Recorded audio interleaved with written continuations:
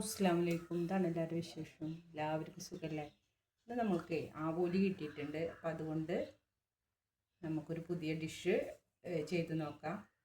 അപ്പം അതിന് ഞാൻ 2 ആവോലി എടുത്തിട്ടുണ്ട്. ഞാൻ മുളക് പൊടി, മഞ്ഞൾപ്പൊടി, നമ്മൾ ആവോലി നന്നായി കായം തേച്ച് പിടിപ്പിച്ചിട്ടുണ്ട് കേട്ടോ. ഇനി നമുക്കിതൊരു പാനിൽ വെച്ചിട്ട് പൊരിച്ചെടുക്കണം. ഇതിക്ക് ആവശ്യമായിട്ടുള്ള ഓയിൽ ഒഴിച്ചു കൊടുക്കാം. അപ്പം നമ്മുടെ പാനിലേക്ക് നമ്മൾ ആവോലി ഇട്ട് കൊടുത്തിട്ടുണ്ട്.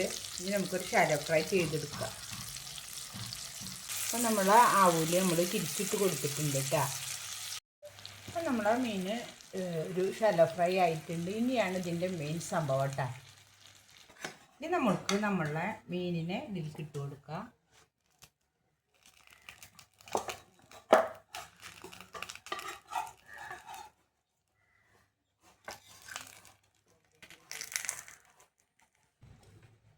ഇഞ്ചി ഇട്ട് കൊടുക്കണം, പച്ചമുളക്, വേപ്പില. ഇതാണ് ഇതിലെ മെയിൻ കേട്ടോ, തേങ്ങാപ്പാൽ. നല്ല കട്ടിയുള്ള തേങ്ങാപ്പാൽ. ഈ തേങ്ങാപ്പാലിന് ആവശ്യമായിട്ടുള്ള ഉപ്പ്, കുരുമുളക് പൊടി.